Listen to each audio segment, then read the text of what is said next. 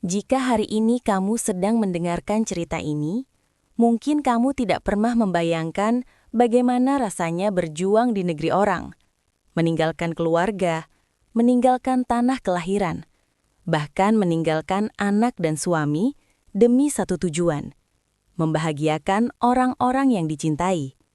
Namun, bagaimana jika semua pengorbanan itu justru dibalas dengan penghinaan, pengkhianatan, dan pengusiran? Sebelum kita masuk lebih jauh ke dalam kisah yang penuh air mata, luka batin, dan kejutan besar ini, jangan lupa untuk tekan tombol like, subscribe channel ini, dan tuliskan di kolom komentar. Sudah sampai mana cerita ini didengar? Karena kisah ini bukan sekadar cerita biasa. Ini adalah kisah tentang kesabaran seorang perempuan yang diinjak-injak, tentang pengkhianatan yang dilakukan oleh orang terdekat, dan tentang pembalasan yang tidak menggunakan kekerasan, melainkan kecerdasan dan keteguhan hati. Namanya Sari, seorang perempuan sederhana dari desa kecil yang terletak jauh dari hiruk-pikuk kota. Desa itu sunyi, jalannya sempit, rumah-rumahnya sebagian besar berdinding papan, dan kehidupan warganya bergantung pada hasil kebun dan kerja serabutan. Sari lahir dari keluarga yang tidak pernah mengenal kemewahan. Sejak kecil, ia sudah terbiasa membantu ibunya menanak nasi, mencuci pakaian di sungai, dan menemani ayahnya ke ladang. Meski hidup pas-pasan, Sari tumbuh sebagai gadis yang rajin, sopan, dan memiliki mimpi besar. Mimpinya sederhana. Ia ingin keluarganya hidup layak. Ia ingin orang tuanya tidak lagi memikirkan biaya beras setiap hari. Ia ingin suatu hari nanti memiliki rumah yang tidak bocor ketika hujan turun. Namun, mimpi itu terasa begitu jauh. Ketika Sari beranjak dewasa, ayahnya jatuh sakit. Ibunya semakin sering terlihat murung karena memikirkan biaya berobat. Di saat itulah, seorang lelaki bernama Bima datang melamar Sari. Bima adalah pemuda desa yang dikenal ramah, pandai berbicara, dan tampak penuh perhatian. Ia bekerja serabutan, kadang menjadi buruh bangunan, kadang membantu di kebun orang. Meski bukan orang kaya, Bima terlihat meyakinkan. Ia berjanji akan membahagiakan Sari dan membangun rumah tangga yang harmonis. Karena desakan keadaan dan keyakinan bahwa menikah akan membuat hidupnya lebih stabil, Sari menerima lamaran itu. Pernikahan mereka berlangsung sederhana, tanpa pesta mewah, tanpa dekorasi mahal, hanya doa dari orang tua dan tetangga. Di awal pernikahan, Bima tampak begitu manis. Ia sering menggenggam tangan Sari dan berkata, "Tenang, Ri, kita akan berjuang sama-sama. Aku janji tidak akan membuatmu menderita." Sari mempercayai kata-kata itu sepenuh hati. Namun setelah beberapa bulan berlalu, kenyataan mulai menunjukkan wajah aslinya. Penghasilan Bima tidak menentu. Sering kali pulang dengan tangan kosong. Sementara kebutuhan rumah tangga terus bertambah. Sari mencoba bertahan. Ia menjahit, menjual gorengan, dan melakukan apapun yang bisa ia lakukan. Namun semua itu tetap tidak cukup. Hingga suatu hari, seorang tetangga memberitahu tentang peluang kerja ke luar negeri sebagai pekerja migran. Gajinya besar, bisa berkali-kali lipat dari penghasilan di desa. Sari mulai mempertimbangkannya. Bukan karena ingin kaya, bukan karena ingin hidup mewah, melainkan karena ingin menyelamatkan keluarganya dari kemiskinan. Ketika Sari menyampaikan niatnya kepada Bima, awalnya suaminya terlihat ragu. "Kamu tega ninggalin aku sendirian?" tanya Bima. Sari menunduk. "Aku lakukan ini buat kita, buat masa depan kita," jawabnya pelan. Setelah berdiskusi panjang, akhirnya Bima mengizinkan. Mertuanya pun tampak mendukung. Meski di balik wajahnya yang tenang, tersimpan tatapan dingin yang sulit diartikan. Beberapa bulan kemudian, Sari resmi berangkat ke luar negeri. Hari keberangkatannya menjadi hari paling berat dalam hidupnya. Ia memeluk ibunya sambil menangis. Ia menggenggam tangan Bima dengan gemetar. "Jaga diri baik-baik, Ri," kata Bima. Sari mengangguk, meski hatinya terasa seperti tercabik. Di negeri orang, kehidupan Sari jauh dari kata mudah. Ia bekerja dari pagi hingga larut malam, membersihkan rumah, mencuci pakaian, merawat orang tua majikannya. Tak jarang ia dimarahi. Tak jarang ia menahan lapar. Tak jarang ia menangis diam-diam di kamar kecilnya. Namun setiap kali rasa lelah itu datang, ia selalu mengingat wajah ibunya. Ia selalu mengingat janji pada dirinya sendiri. Aku harus kuat. Bulan demi bulan berlalu. Tahun demi tahun terlewati. Sari mulai rutin mengirim uang ke kampung. Awalnya sedikit, lalu semakin banyak. Ia percaya uang itu digunakan untuk kebutuhan keluarga, untuk biaya berobat ayahnya, untuk memperbaiki rumah. Namun tanpa ia sadari, di kampung halaman, kehidupan Bima dan mertuanya mulai berubah. Rumah mereka direnovasi, perabotan baru berdatangan, sepeda motor berganti. Ironisnya, perubahan itu tidak pernah disertai dengan ucapan terima kasih yang tulus. Bagi mereka, uang Sari seolah menjadi sesuatu yang sudah seharusnya. Sari terus bekerja tanpa henti selama bertahun-tahun, sampai akhirnya ia merasa cukup. Tabungannya sudah banyak. Ia bermimpi pulang dan memeluk keluarganya. Ia membayangkan Bima menyambutnya dengan senyum bangga. Ia bahkan sudah merencanakan akan membuka usaha kecil di desa. Dengan penuh harap, ia memesan tiket pulang. Tanpa memberi kabar terlebih dahulu, ia ingin memberikan kejutan. Namun Sari tidak pernah menyangka. Kepulangannya bukan disambut pelukan, bukan disambut air mata bahagia, bukan disambut rasa syukur, melainkan sebuah kenyataan pahit yang akan mengubah seluruh hidupnya. Sari belum tahu bahwa selama ia berjuang di negeri orang, orang-orang yang ia cintai justru menyusun rencana busuk. Sari belum tahu bahwa rumah yang ia banggakan itu bukan lagi miliknya. Dan Sari juga belum tahu bahwa suatu hari nanti, ia tidak hanya akan pulang sebagai perempuan lelah, tetapi sebagai perempuan yang siap bangkit dan memberi pelajaran. Di bagian selanjutnya, kita akan melihat bagaimana kepulangan Sari berubah menjadi mimpi buruk, dan bagaimana luka itu perlahan menumbuhkan kekuatan yang tak pernah ia sadari. Langit sore itu berwarna jingga ketika bus yang ditumpangi Sari memasuki gerbang desa. Jantungnya berdegup kencang, tangannya berkeringat, matanya menatap keluar jendela, mencoba mengenali setiap sudut desa yang sudah bertahun-tahun ia tinggalkan. Pohon mangga di pinggir jalan masih berdiri di tempat yang sama. Warung kecil dekat pertigaan masih ada, meski kini terlihat lebih besar. Beberapa rumah tampak sudah berubah menjadi bangunan permanen. Sari tersenyum kecil. Dalam hatinya, ia berkata, "Mungkin desa ini juga ikut berubah, seperti hidupku." Ia memeluk tas kecil berisi barang-barang pribadinya. Di dalam tas itu juga tersimpan buku tabungan. Buku yang menjadi saksi bertahun-tahun air mata, keringat, dan kesabaran. Bus berhenti tak jauh dari rumahnya. Sari turun perlahan, kakinya sedikit gemetar. Ia menarik nafas panjang sebelum melangkah. Namun semakin dekat ia ke rumah, langkahnya semakin melambat. Ada sesuatu yang terasa asing. Rumah yang dulu berdinding papan kini berubah menjadi bangunan tembok dengan cat cerah. Pagar besi berdiri kokoh di depan rumah. Jendela-jendela kaca berbingkai aluminium memantulkan cahaya matahari. Sari tertegun. "Ini rumahku?" gumamnya. Hatinya seharusnya bahagia. Namun entah mengapa, ada perasaan aneh yang menyusup. Sari membuka pagar perlahan. Deritannya terdengar nyaring di tengah kesunyian. Ia melangkah masuk ke halaman. Belum sempat ia mengetuk pintu, pintu itu terbuka. Muncullah sosok yang sangat ia kenal. Bima, suaminya. Namun bukan senyum yang ia dapatkan. Bukan tatapan rindu. Wajah Bima terlihat datar. Bahkan cenderung dingin. "Sari?" ucapnya singkat. Sari tersenyum lebar. "Iya, aku pulang, Mas," katanya dengan suara bergetar karena haru. Ia melangkah maju hendak memeluk Bima. Namun Bima justru mundur selangkah. Senyum Sari langsung memudar. "Ada apa, Mas?" tanya Sari bingung. Belum sempat Bima menjawab, dari dalam rumah muncul seorang perempuan paruh baya. Ibunya Bima, mertuanya Sari. Tatapan mertua itu tajam, dari ujung kepala sampai ujung kaki Sari. "Kamu pulang ngapain?" tanya mertuanya tanpa basa-basi. Sari tercekak. "Aku pulang ke rumah. Ini rumahku juga, Bu," jawab Sari pelan. Mertua itu mendengus.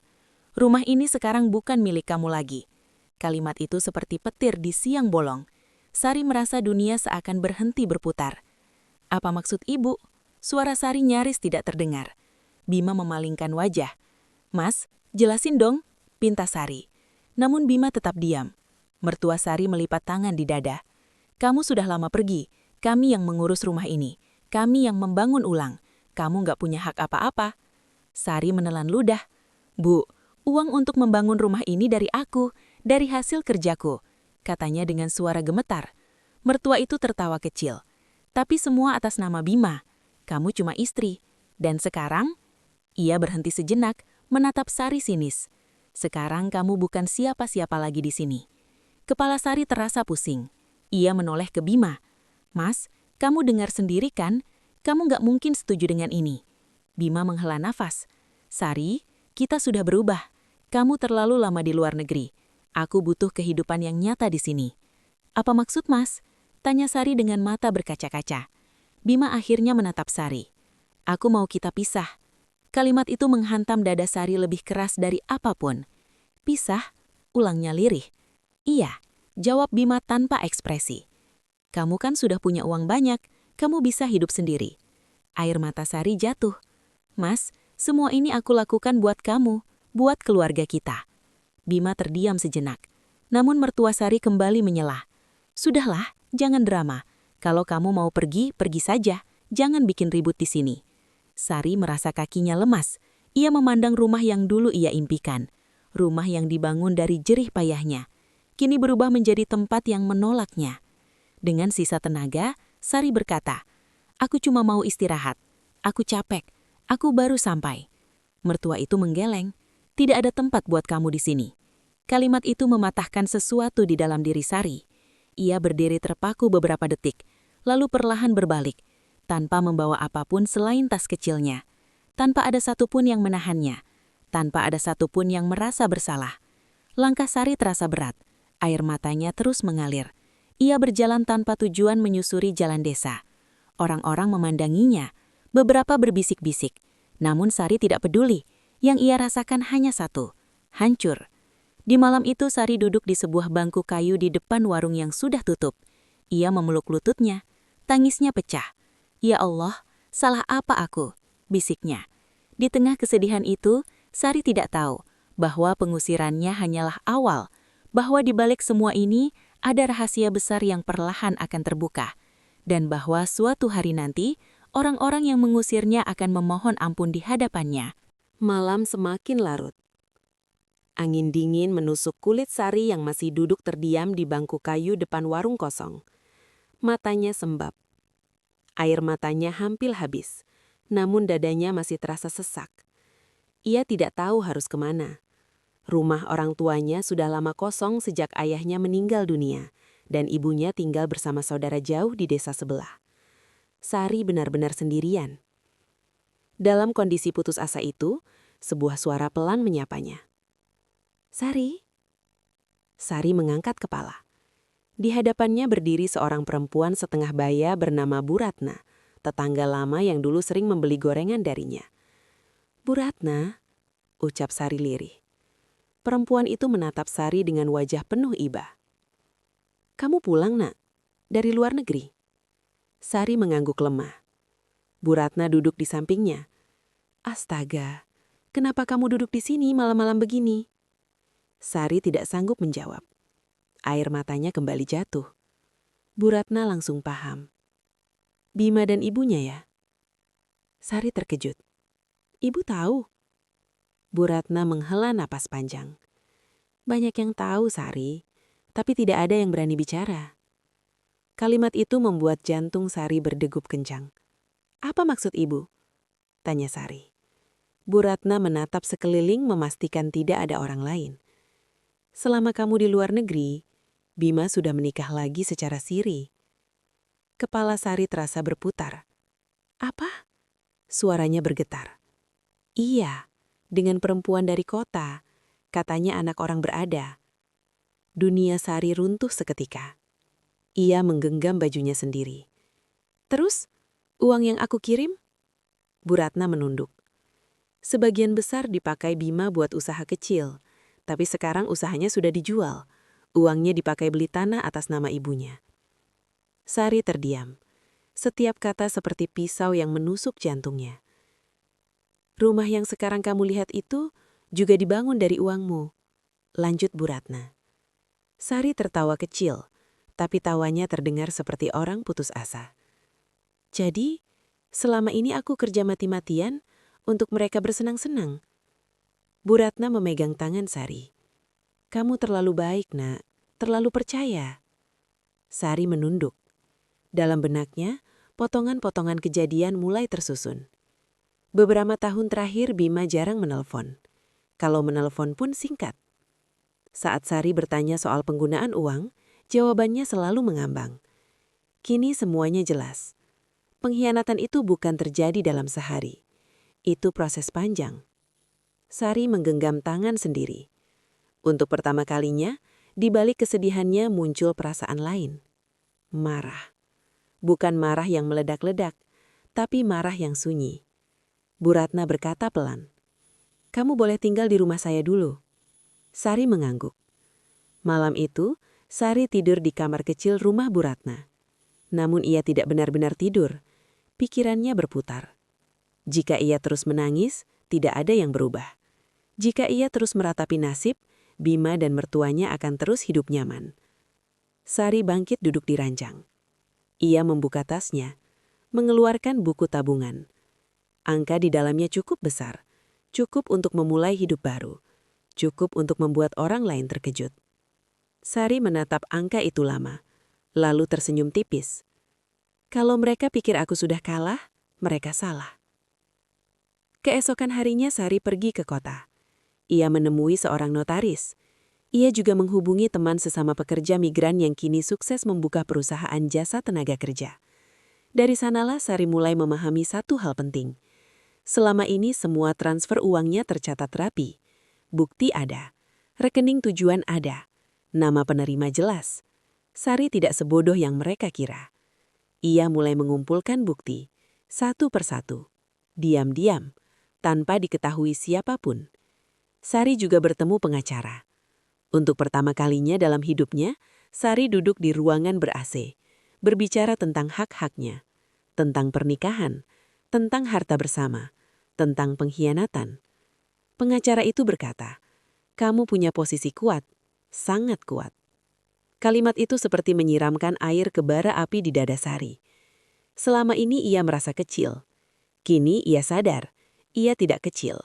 Ia hanya terlalu sabar. Sari kembali ke desa beberapa hari kemudian. Namun kali ini ia bukan pulang sebagai perempuan lemah. Ia datang dengan rencana. Ia sengaja menyewa rumah kecil di desa sebelah. Ia berpura-pura hidup sederhana, menyebar kabar bahwa uangnya habis, bahwa ia pulang dalam keadaan miskin. Kabar itu cepat sampai ke telinga Bima dan mertuanya. Mereka tertawa. "Mampus, sudah tidak punya apa-apa lagi dia," kata mertua Sari suatu hari. Bima pun semakin meremehkan. Namun mereka tidak tahu bahwa di balik wajah tenang Sari ada badai besar yang sedang disiapkan. Dan badai itu akan datang pada saat yang paling tidak mereka duga. Pagi itu, desa terlihat lebih ramai dari biasanya. Sebuah mobil hitam mengilap berhenti di depan balai desa. Banyak warga berkerumun. Mereka berbisik-bisik. "Siapa itu? Mobil siapa? Kayaknya orang penting." Bima yang sedang duduk di teras rumahnya ikut memperhatikan. Ia menyipitkan mata. Di dalam hatinya muncul rasa penasaran. Tak lama kemudian, kepala desa keluar menyambut seseorang. Seorang perempuan turun dari mobil. Ia mengenakan pakaian sederhana, namun rapi. Rambutnya tersisir rapi. Wajahnya tenang, namun sorot matanya tegas. Bima terbelalak. Itu Sari. Namun, Sari yang berbeda.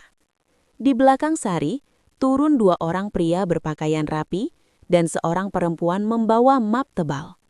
Bima berdiri. "Ada apa ini?" gumamnya. Kepala desa berbicara cukup keras agar warga mendengar. "Hari ini kita mengadakan musyawarah terkait sengketa harta dan status pernikahan antara Sari dan Bima." Desa langsung gempar. Mertua Sari keluar rumah. Wajahnya pucat. "Apa-apaan ini?" teriaknya. Sari melangkah maju. Suaranya tenang, namun jelas. Saya hanya ingin mengambil hak saya. Bima tertawa sinis. Kamu mau ambil apa? Kamu kan sudah tidak punya apa-apa. Sari menatap Bima lurus. Kita lihat nanti. Musyawarah dimulai di balai desa.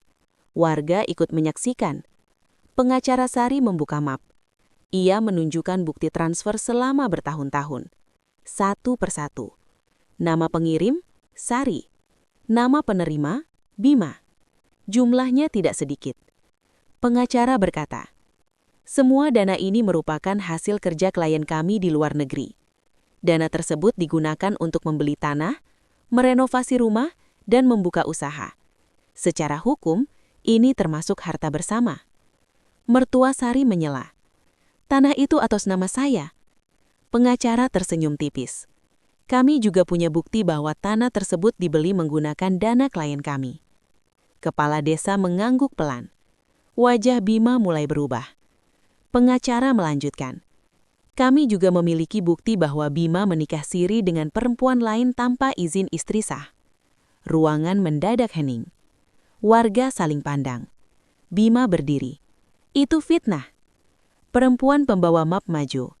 Ia mengeluarkan fotokopi buku nikah siri, foto, dan pesan-pesan. Bima terdiam. Mertuanya gemetar. Sari akhirnya bicara. Saya pergi ke luar negeri bukan untuk bersenang-senang. Saya pergi untuk keluarga. Tapi kalian membalasnya dengan pengkhianatan. Sari menatap mertua dan suaminya.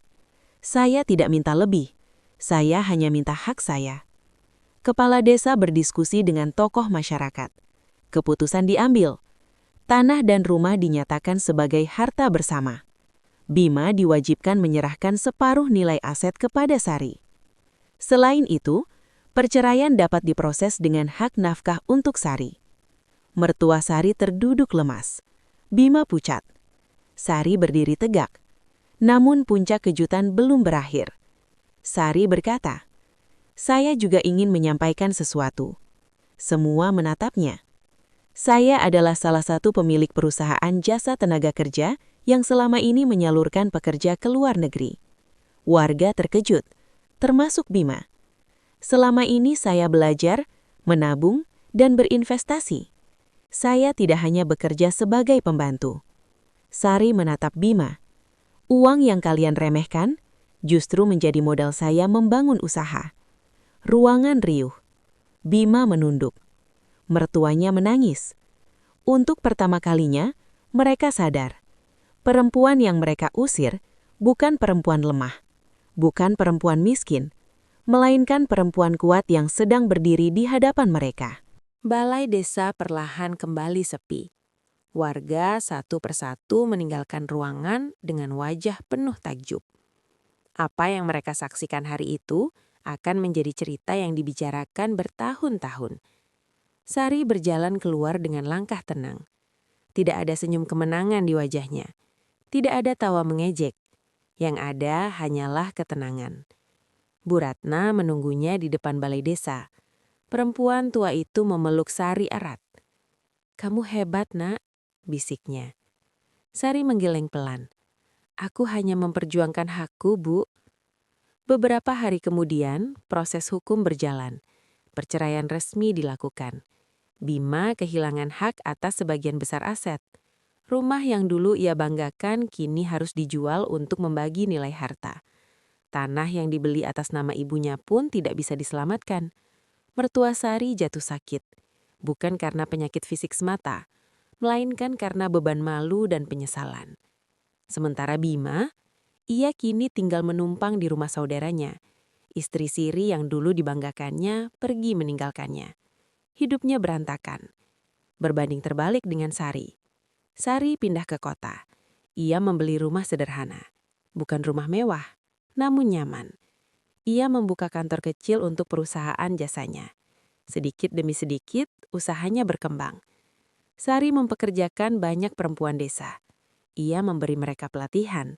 Ia memastikan mereka berangkat ke luar negeri dengan jalur resmi dan aman. Sari tidak ingin ada perempuan lain yang mengalami penderitaan seperti dirinya.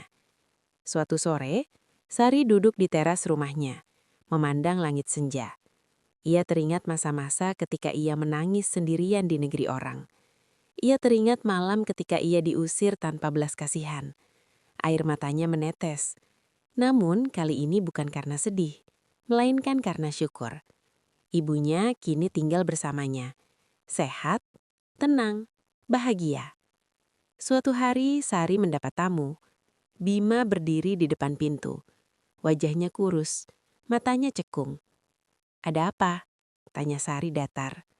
Bima menunduk. "Aku cuma mau minta maaf." Sari menatapnya lama. "Maaf tidak bisa mengembalikan waktu." Bima mengangguk. "Aku tahu, tapi aku menyesal." Sari menarik nafas. "Aku sudah memaafkan, bukan untuk kamu, tapi untuk diriku sendiri." Bima pergi dengan kepala tertunduk. Sari menutup pintu. Ia tidak merasa dendam, tidak juga merasa puas. Ia hanya merasa selesai. Sari belajar satu hal besar dari hidupnya, bahwa perempuan kuat bukanlah perempuan yang tidak pernah jatuh, melainkan perempuan yang bangkit setelah dihancurkan, bahwa kesabaran bukan berarti membiarkan diri diinjak, dan bahwa kebaikan sejati akan selalu menemukan jalannya kembali. Kini, Sari melangkah ke masa depan, tanpa menoleh ke belakang, dengan kepala tegak, dengan hati yang lebih kuat dari sebelumnya. Dan kisah Sari menjadi pengingat bahwa siapapun yang meremehkan perjuangan seorang perempuan, suatu hari akan menyaksikan sendiri betapa dahsyatnya kebangkitan itu.